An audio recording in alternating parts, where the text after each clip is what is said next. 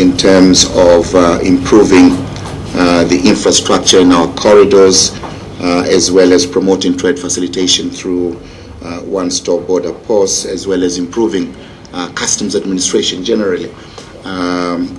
Very, very important factors in our quest to move from this 12% of intra-regional trade to a much higher level, maybe of 20% by the year 2020. So I don't want to say much. This is just a ceremonial exercise, but marking a very important milestone in the relationship between the EAC and the various development partners who have come round to support and underwrite the resources of Trademark East Africa. So with much pleasure on behalf of my colleagues, we are very, very happy to be able to sign this Memorandum of Understanding today. Thank you. Potential of the programme, and so it is a particular pleasure to be here and see the next stage coming to fruition. Within DFID, we are convinced that trade creates wealth and jobs, which in turn lift people out of poverty. By strengthening regional integration within East Africa and by breaking through barriers to trade, Trademark is helping to create new opportunities and to accelerate economic growth across the region. In the UK government's new Trade and Investment White Paper, which was launched earlier this month, the UK government has restated its commitment to free trade, and we are convinced that Africa's economic development depends on it. As we all know, Africa contains 30 of the world's 43 poorest countries, many of which are landlocked, small, and far from the world's main markets. It accounts for 15% of the world's population, but for just 2% of its trade. And we know that average export costs in Africa are 78% higher than in OECD countries. So the measures to harmonise laws and standards within an EAC common market and to streamline border post bureaucracy, which we have been just discussing, are important for East Africa.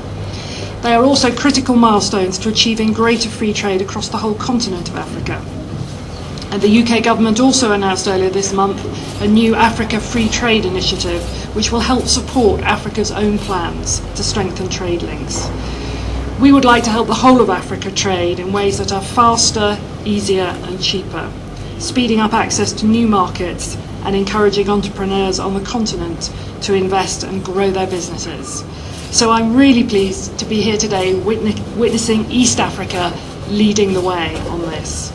My thanks to Trademark East Africa and most importantly to the EAC Secretary General and his team for the leadership you have shown and the hard work and commitment to these important objectives. Asante ni sana. Hongera sana. I hope this speech will be characteristic of how the EAC and the member states will go on working, because you need speed, you have a great potential and you need speed to achieve that. And I'm also happy to be here because the Dutch government, it took some time I must admit, the Dutch government has contributed 10 million euros to the trademark program. It already fitted in with the last government's priorities, but the present Dutch government and the present policies for development cooperation have even put trade and economic growth higher on the agenda as compared with the past. So that was, in this respect, a lucky change of government. Now there's a great potential for a really common market. I'm emphasizing two things. It's still a potential, it has to be developed, and in order to get there, you need a really common EAC market. It's 120 million right now, it will shortly become much more, and keep in mind, integration was the heart of the European success, and I can imagine integration will be at the heart of the East African success as well. And the potential is there, not only for big business, we are always thinking of big business in this case, it's also there for small and medium-sized business. And many policies have already been developed, and I think it's a challenge for EAC, but even more for the member states to implement the policies being developed. That is important, and I'm very happy. I saw some of the things that have been achieved already. I was very happy to see there, apparently there's a system that has been developed to track the implementation of the measures at the member state level. I think that's important. You should sort of make a peer review of who's doing what, who is faster than other countries, because it's peer review that works. You do. I, for one, will follow the work of Trademark and of the EAC and of the ministries involved closely. Hongera sana tena asanteni sana. Ambassador, Director of DFID, thank you very much for coming today. It's a real pleasure to be here. And I think it is really important, an important event. We are delighted to be taking forward our partnership with the East African community, with really the single goal of a really prosperous community for the 130 million East Africans. I really commend the Secretariat for making a huge amount of progress in terms of regional integration, customs union, common market, 2 new members. It is really fabulous, and obviously the renown that the East African community has in terms of being one of the most advanced regional economic communities in Africa is well deserved. So I'm very proud to be working with you. Today I really do appreciate the signing of this MoU to symbolise our deep partnership that's operated, and particularly Secretary General, I'd like to thank you so much when you urge us, Ambassador, to do something different, to really make a tangible contribution to supporting East African integration and trade for the improvement of the lives of millions of East Africans. That was really when Trademark East Africa was born, and we really do appreciate so much your guidance and support in developing the programme, which is unusual.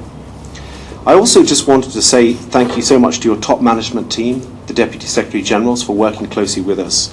I'd particularly like to single out DSG Retich for all the great work that we've done on the CEDAP in terms of improving the fiduciary systems of the community. I think you've done a fabulous job under your leadership, and we really look forward to engaging with you on that. I'd also like to recognise very much the work and the partnership that we've had with your infrastructure team, led by Philip Wambugu and Hosea Nyengweso, on the corridors, public-private partnership work, the tripartite, and taking forward the investment conference. A lot's been achieved and a lot to do. I also like to thank you, Secretary General, for all the work on the institutional review. We continue to be there to support you on that, but also Kenneth Bagamunda and the team for putting that review together internally, and all the work that we're doing on one-stop border posts, customs development, and customs IT. I'd also like to thank Dr. Musonda and Gerald Ojumbo for all the excellent work we'll be doing with you on standards, NTBs, competition policy.